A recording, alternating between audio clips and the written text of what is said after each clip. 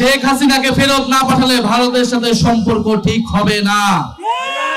বাংলাদেশের সাথে সম্পর্ক স্থাপন করতে হলে অবশ্যই জুলাই গণহত্যার বিচার, শেখ হাসিনাকে ফেরত পাঠাতে হবে, শরীফ ওসমান হাদির খুনিদেরকে বাংলাদেশে ফেরত পাঠাতে হবে, তারপরে ভারতের সাথে সুসম্পর্কের বিষয়ে আমরা বিবেচনা করব ইনশাআল্লাহ। আপনারা জানেন বাংলাদেশে এখন কি হচ্ছে।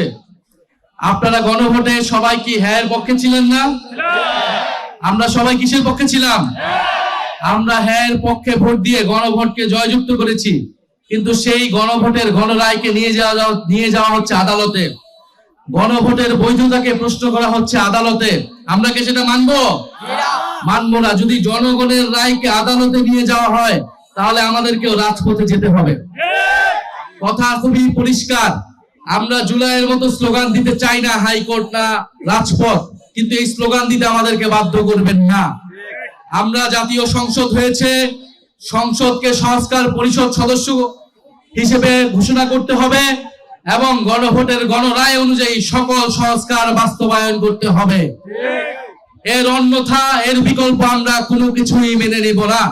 এবং রাজনৈতিক প্রশ্নগুলোকে, জনগণের ম্যান্ডেটকে আদালতে নিয়ে পরিস্থিতি অস্থিতিশীল করার চেষ্টা করবেন না, আদালতকেও প্রশ্নবিদ্ধ করবেন না। বিজ্ঞ আদালতের প্রতি আমাদের আহ্বান থাকবে, জুলাই গণঅভ্যুত্থানের হাজারো মানুষের রক্তের মধ্য দিয়ে আজকের প্রধান বিচারপতিগণ বসেছেন। ফলে এই গণঅভ্যুত্থানে কিন্তু এখনকার আদালত, এখনকার এই নির্বাচন এবং সরকার সবকিছুর বৈধতা যদি সংবিধানের দোহাই দেওয়া হয়, সংবিধান হিসেবে ইন্টারিম গভর্নমেন্ট হয় নাই, নির্বাচন হয় নাই, তারেক রহমানের সরকারও তৈরি হয় নাই। যদি পুরানো সংবিধানের কথা বলা হয় তাহলে ফ্যাসিস্ট হাসিনাকেই এখনকার প্রধানমন্ত্রী হিসেবে মেনে নিতে হবে। বর্তমান সরকার কি সেটা মেনে নিতে প্রস্তুত কিনা আমরা তার কাছে সেটা শুনতে চাই। ফলে অযথা জল ঘোলা করবেন না।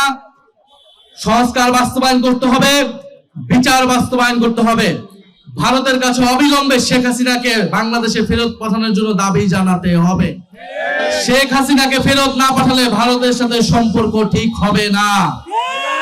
বাংলাদেশের সাথে সম্পর্ক স্থাপন করতে হলে অবশ্যই জুলাই গণহত্যার বিচার, শেখ হাসিনাকে ফেরত পাঠাতে হবে, শরীফ ওসমান হাদির খুনিদেরকে বাংলাদেশে ফেরত পাঠাতে হবে, তারপরে ভারতের সাথে সুসম্পর্কের বিষয়ে আমরা বিবেচনা করব ইনশাআল্লাহ।